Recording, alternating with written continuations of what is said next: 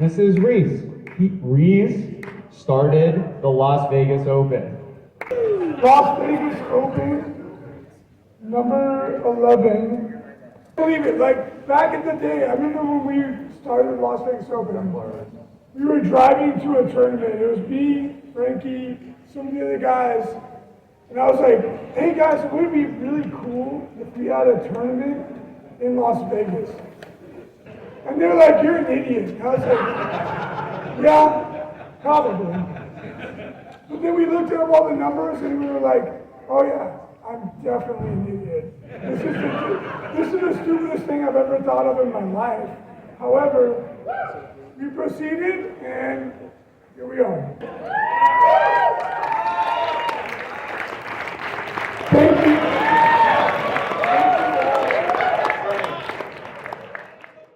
The Las Vegas Open is a long-standing tabletop gaming convention put on by Frontline Gaming. With the major systems represented as well as many niche ones, it's absolutely become a staple in the North American tabletop scene. The coveted title of LVO champion has come to grant prestige regardless of the system played. In addition to tournaments, there are hobby classes and competitions, with the hobby side having a bigger showing this year than ever before. That's not the only first, as many games boasted their largest player count yet, including a Warhammer 40k event with over 1,000 players which broke the world record. The Exhibitor's Hall was world-class, and many people came just to see it. With everything from an exclusive Games Workshop preview event on opening night to a cosplay contest, there was something for everybody. The full list of vendors can be found on the LVO site linked in the description, but I'd like to highlight a few I thought were fun or interesting. Overall, the hall itself had a nice layout with wide aisles to make navigating easy. The two largest booths were Games Workshop and Frontline Gaming, with the former having many Forge World and event-exclusive figures available, and the latter having the extensive stock of secondhand models available from the Frontline eShop. Also noteworthy was the Army Painter, who also played a much larger role in the event. Hex figures had some awesome busts and mini statues. The painted demo models in particular were awesome and matched the quality of the paint contest entries we'll look at later. I really liked this Bard. A good sculpt can tell a story by itself, and these models do not disappoint on that front. Squad Marks had some really cool base magnet options, markers, and other tabletop accessories. The owner was really cool and we had a nice little chit chat. This was not my first encounter with Baron of Dice, as they pop up at conventions everywhere, and they make a really quality product. They're also really generous with the community, often sponsoring events with prizes. Parabellum Games had a table set up to demo their game Conquest. Nothing catches my eye like a giant monster, and there was one right in the middle of the table that I had to snap a couple pics of. Lastly was Horus Hobbies that had some adorable 3D prints. I ended up with a few of them myself. One of the big things LVO is known for is the 40k and Sigmar events. Both were jam-packed with folks eager to show off their armies and curse some dice. As mentioned before, the 40k singles event had over 1,000 players, breaking the previous attendance record by cracking 4 digits for the first time. There were 3 separate streams, including one by Games Workshop, and many judges on hand to keep things flowing. I spoke to one that noted how smoothly things had run and how the overall sportsmanship had created a good atmosphere. I'll show off some of the armies in the next section. Congrats to Mark Hurdle for taking down the world's biggest 40k singles event with Deathwatch, who were considered unlikely to compete only a few months prior. First place 40k Champs Award goes to Mark Hurdle!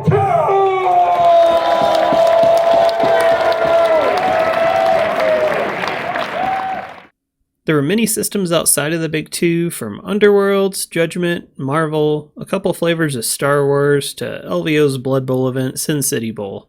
The full list of events can be found on the LVO site linked in the description, and I wish I had time to cover all of them, but that would probably take all the way till next LVO. Underworlds has an extremely dedicated small scene, but it's a game I'm a fan of even if I haven't played it competitively. Between Legion and Armada, there was plenty for a Star Wars fan. I loved the Legion terrain in particular, and there were many fleshed out tables of it.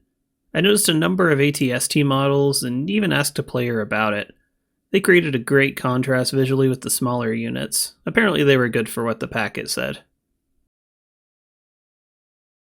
Sin City Bowl was a 2-day Blood Bowl 11s event with just under 100 coaches that saw a number of the most skilled in the US duking it out. Brian Hopkins hung out at the top table for nearly all of the event, and it was the first time I've seen the top 2 tables draw in the final round with extremely close games. There was also a 7s event on Sunday. I'll have an in-depth coverage video for this coming up on the channel.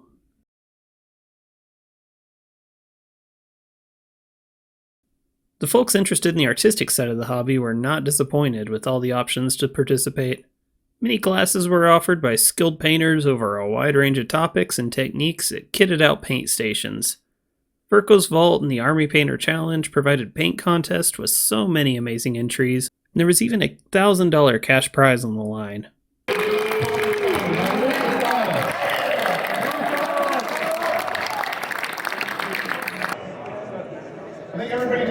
Our Best in Show winner in the inaugural Army Painter Challenge, Alex McCahey.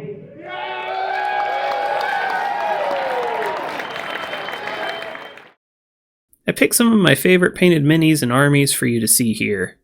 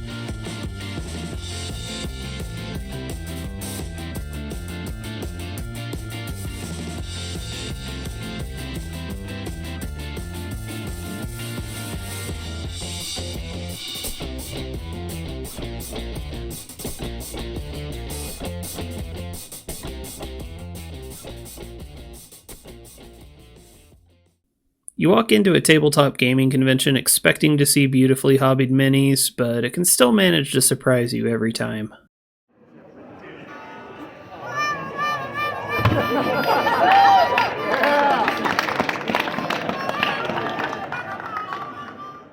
I'm putting this one last not because of importance, but because it stands out in its own way. When I saw there was a cosplay contest, I knew I wanted to get some footage, as the craft doesn't always get the spotlight it deserves. There were many skilled and fun costumes, and while this is still a newer event for LVO, I'm excited to see it grow in the years to come.